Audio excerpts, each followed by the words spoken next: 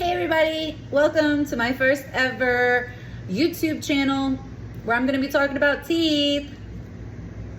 My name's Faye and I'm a dental assistant of 20 years. My first job was in a dentist's office. My grandmother was a dental assistant for I think 40 years, and she gave me a skill that has carried me through my adult career.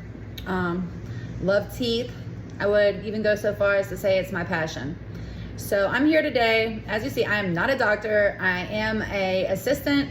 I'm a medical assistant and phlebotomist. So specializing in sedation dentistry, implantology, bone grafts, phlebotomy, do a lot of PRP and PRF. But that might be out of today's topic. Let's talk today about perio and about your different types of cleanings when you go to the dentist. Because a lot of us got off track with the pandemic, and then a lot of us maybe have never had dental insurance or not been to the dentist regularly growing up. It's not that uncommon. Some of you may be watching and say, I can't imagine, but this is a real thing. Some people just are not fortunate enough to be treated or seen at the dentist regular for their cleanings. It could stem from some type of anxiety, maybe a bad experience that's kept them away. But whatever the case, if you've been away from the dentist for a while and you're getting ready to go in for your checkup and cleaning, first of all, congratulations, and I applaud you on taking this first step and getting your oral health under control and back on a good maintenance schedule. So whenever you go, you have your new insurance. Maybe this is the motivator to get you to go to the dentist. Your employer's been taken out of your check and now you have dental insurance and you're so excited. It's been a while and you're going to get in and get a cleaning and see, maybe there's an area of sensitivity or something that's broken and you want to have it looked at. So you're excited. You get to the dentist. The hygienist comes and brings you back. She may take some x-rays. Well, she will take some x-rays, hopefully, and assess your gums. One of the first things we usually do, we'll go over your medical history, we'll do our x-rays, and then we'll check the gum health. How we do that is we use what's called a perio probe, and it is just a little probe, and it's got measurements marked on it. So we can tell the attachment of that pocket, the attachment of the gum tissue to the tooth. That's what they're looking at whenever they poke you and torture you with that little instrument and they're just stabbing your gums and it just feels like it's never going to end. That's what they're doing, is they're measuring the depth that that probe or that instrument will drop in between the tooth and the gum. This is a pocket.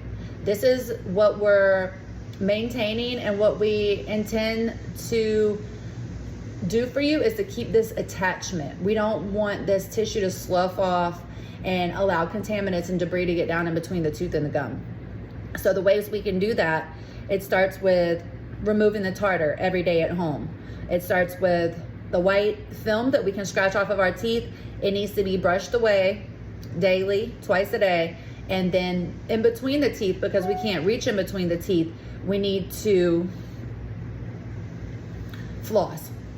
So flossing is uber important. It's so necessary to keep the tartar from sitting down in between those teeth and calcifying.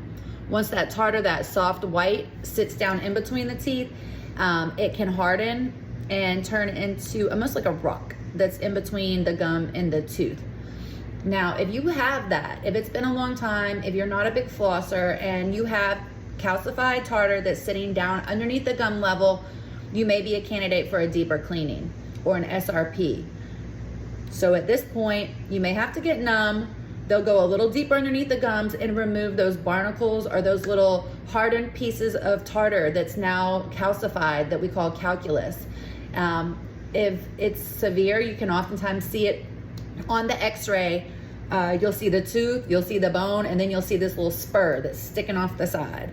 And actually what that little spur is gonna do is it's gonna sit underneath that gum tissue and it's gonna irritate. It's gonna have micro movements in the mouth between the teeth and the gum, and it's gonna just roll that rock around, almost like as if you had a rock in your shoe. It's gonna cause the tissue to get puffy and red. It's gonna be a breeding ground for more bacteria. Saliva is gonna bring food particles down here. it's going to bring more contaminants, and we're unable to clean that deep underneath that gum with our toothbrush bristle. It just won't get down there and remove that debris. So you'll want to let a professional hygienist or a doctor go in and go underneath, remove the debris, and then what we're treating, sometimes with a medication or irrigation, is we're flushing that out and we're encouraging that tissue to come back close to the tooth so we can avoid having contaminants and bacteria that's getting down in between there. It's uber important that when you're flossing, you're going underneath the gum. So some people, they're just not familiar with proper flossing technique. It's a skill. It's something to be learned. It's a habit, something you have to develop over time. And the technique really, it's not just pop down and pop out, pop down, pop out, pop down, pop out. No, you want to pop down. And if you see in this visual aid here, the gum will allow the floss to slide up underneath that sliver. And you're creating a C shape. What you're doing is whenever you go around this tooth, you're gonna pull it to the back and create a C shape and scrub all the way underneath that gum tissue. Pull it to the forward tooth. Now you're cleaning, there's two surfaces inside of each pop. You're popping down, you're cleaning this tooth's surface, and then the adjacent tooth, you're coming up and scrubbing him as well. It's not just a pop down, pop out. You're scrubbing, pulling it forward like a C shape around that tooth and scrubbing. And attempts to remove as much of that tartar as you can before it sits on there for too long. So that's what we can do at home. A good mouthwash is a good regimen to include. I really like Sonicare toothbrush. I am very brand loyal to them. I have nothing but Sonicares, and I feel like they get my teeth squeaky clean. They make it where it's easy. It's almost like a massage. The ultrasonic really gets in there and flushes particles out. They have a tongue cleaner that goes with it. I love my Sonicare. I also have a water pick by Sonicare that I use. I'll leave the links in the description below. But the water pick, some people, they have a water pick and they're like, oh, I don't need to floss. Not true. You still need the friction, the cleaning of that, the floss up against the tooth, that actual scrubbing. And then you can irrigate, flush out with your water pick. And that's not a bad idea. Rinsing with a high fluoride mouthwash and things like that is a good regimen as well. Changing our toothbrush heads regular, that can help with our home care, and doing our part at home is really gonna make a difference whenever we go in for these assessments for the gum check. And if you're flossing and brushing and doing your part at home, then you can get back to healthy before it's too late. There's a point and a time where you officially have periodontal disease and it will never be reversed. It can only be maintained and treated. But then there's a gray area where if you're starting to slip into perio, but that you can still come back from. So hopefully, if you've been away for a while, that's kind of where you're at. You're doing your home care, getting back on track with your hygienist. Unfortunately, a lot of the times if you do need a deep cleaning, it may be a little bit of a sticker shock when you first get there and they're telling you you can't receive a cleaning and you're confused. I have insurance. Why is this treatment plan? Why are you telling me I'm going to be out of pocket or have to pay my portion is $1,000 just to get my teeth clean when my insurance covers my cleaning at 100%? That would be for a healthy mouth cleaning. If you're coming to the dentist every 6 months, if you're flossing every day at home, you could be a little off track, but not by far. You're not a candidate. This is not a patient who's been out of the dentist office, who hasn't set foot in a dentist office in 4 years. This is a patient who comes regularly, pretty healthy mouth, and getting their cleanings, annual x-rays. That's a prophy. You're in, you're out, takes about 30 minutes. Check-up x-rays once a year, clean you, polish you, peace out. Now, these deeper pocket depths, that's what's gonna indicate you for a deep cleaning. This is gonna be anesthetized, they're gonna get you numb. A lot of the times they'll do one side and then come back and do the other side. It's a insurance dictates treatment thing where insurance will only pay for one half of the mouth at a time. Some dentists believe that why would you clean one half of the mouth and leave the other half with bacteria in it, and now this half is open so the bacteria can go over here and get in. And some, just dictate the treatment by what the insurance is going to pay. So that's kind of one of those things in dentistry that I'm not a big fan of. I don't think it's ethical that, you know, insurance should dictate what treatment you receive or when you receive it. If you need the treatment, you need the treatment. So, but that's America. That's another story for another day. Let's get back on track. You can go in here and get these deeper cleanings. You're gonna experience some soreness afterwards. They're gonna want you to come back every 3 to 4 months probably for a perio maintenance. They're gonna wanna see you and do these cleanings more frequently until they get you back where they're happy. In severe cases, you may have to go see a periodontist to get this gum attachment back. And in certain cases, if it's really bad, there's grafting they can do. There's a flap where they'll actually cut with the suture, with the scalpel, and get way down underneath and clean. In severe cases where the tartar and all is advanced, very advanced.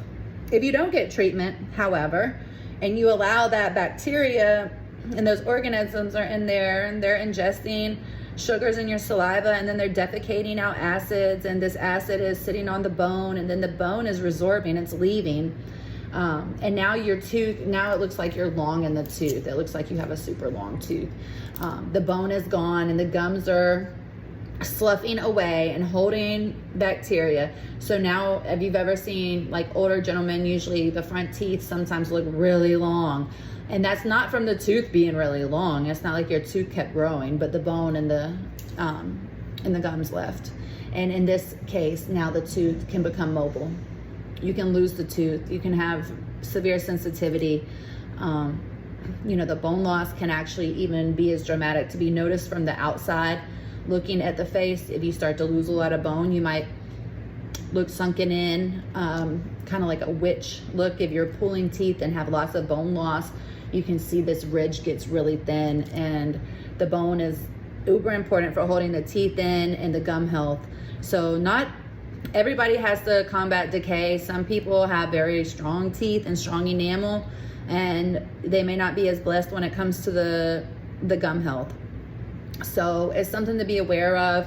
You may not have sensitivity in the teeth. You may just notice blood in the sink, or when you floss, there's a lot of bleeding. Those are indications. Kind of overall sensitivity with cold.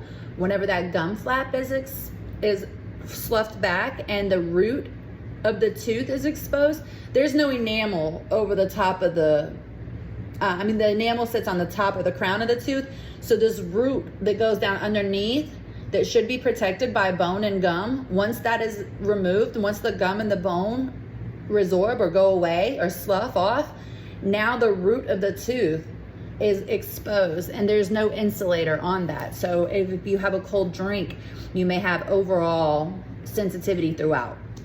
So get in there, get your deep cleaning, bite the bullet, spend that money. It's a great investment, keeping plaque out of your arteries, your heart, being able to smile, nourish our bodies, communicate, all of that. It all just starts with good oral hygiene and making it to those dentist appointments. So do what you got to.